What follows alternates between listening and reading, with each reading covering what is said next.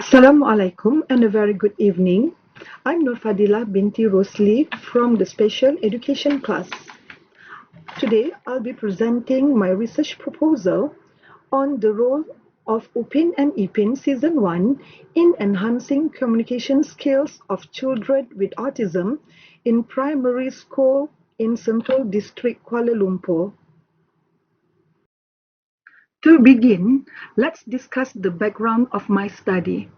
We know that children with autism spectrum disorder or ASD often face significant challenges with both verbal and non-verbal communication.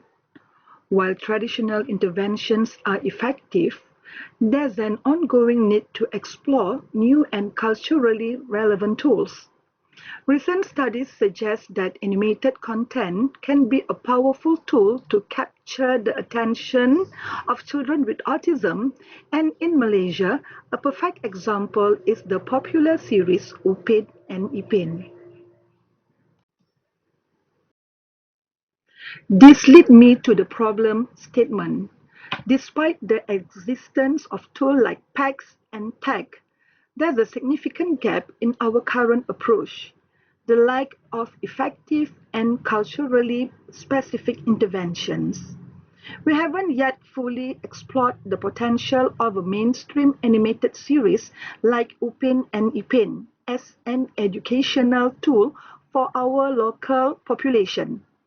My research aims to address this gap directly by investigating its role in enhancing communication skills in children with ASD, specifically within the primary schools of the Sentul District.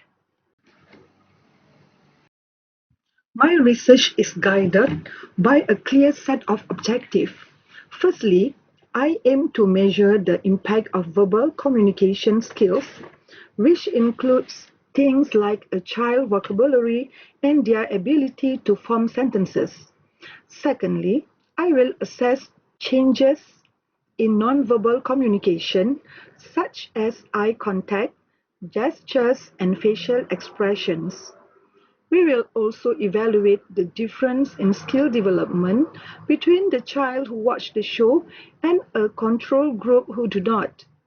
I want to determine the relationship between how often they watch the show and the level of improvement. Finally, I will analyze if demographic factors like age and gender influence the effectiveness of this intervention. This objective translates directly into my research questions, which will guide the data collection and analysis. It is important to define the scope of this study. My research is focused on children with ASD aged 7 to 12 in selected primary school in the Sentul District. The intervention period will last for 12 weeks, using all episodes from the first season of Upin and Ipin. It's important to note that this study will focus specifically on verbal and non-verbal communication and will not evaluate other skills like social or emotional development. The significance of this study is threefold. From an academic perspective, it will add new data to the literature on media-based interventions, especially by using a local, culturally relevant medium.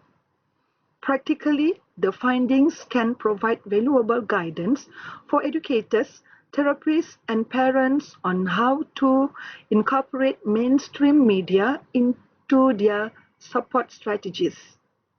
And on social level, this research highlights the importance of inclusive media and help challenge the perception that screen time is always passive or negative for children with special needs.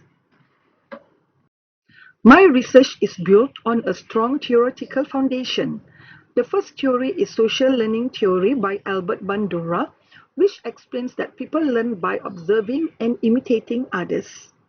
This is a perfect fit for a study on how children might learn communication skills by watching the characters in the show. The second theory is the cognitive theory of multimedia learning by Richard Mayer, which explains how people learn effectively from both words and pictures. This supports the use of an animated series as a learning tool. Lastly, Vygotsky's socio-cultural theory emphasizes the crucial role of social interaction in learning and development. Literature review also provided some key insights. The study is set within the context of special needs education in Malaysia. We know from prior research that visual supports are particularly beneficial for students with ASD as they can enhance comprehension and engagement. Upin and Ipin is a great choice because it uses simple language, clear non-verbal cues, and is a relatable part of Malaysian culture, making it an ideal medium for this intervention. While traditional methods like PACS and text are effective, there remains a research gap in exploring the potential of mainstream, culturally relevant media. Now, let's look at the research methodology. My research will use a comparative design, meaning it includes both an experimental group that received the intervention and a control group. It is also a longitudinal study with data collected at 3 different time points: at the beginning, at the midpoint, and at the end of the 12 weeks. For our population and sampling, I will be focusing on children with ASD in the primary schools in the Sentul District. For data collection, I will be using several key instruments. This includes standardized verbal communication checklists, structured observation protocols for non-verbal behaviors, and language sampling methods. All of this data will be brought together by using data analysis. We will use descriptive analysis to provide a clear overview of the sample, and then other statistical techniques to test my research questions and determine the significance of the findings.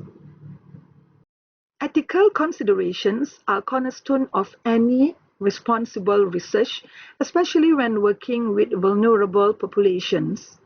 Our study design has been carefully planned to ensure the safety, privacy, and well-being of all participants. First, we will obtain written informed consent from the parents or guardian of every child involved, and also seek verbal or non-verbal assent from the children themselves. All data will be kept strictly confidential and anonymous using codes or pseudonyms. The data will be stored securely on a password-protected device, and participants will be informed on their right to withdraw from the study at any time without penalty. Our research has also been designed to minimize any potential harm. This is the final slide of my presentation. It will list all of the sources I've cited throughout my proposal, formatted in APA 7 edition style. This ensures that I acknowledge the work of others and provides a clear path for my audience to find the original sources if they wish. That's all from me. Thank you very much.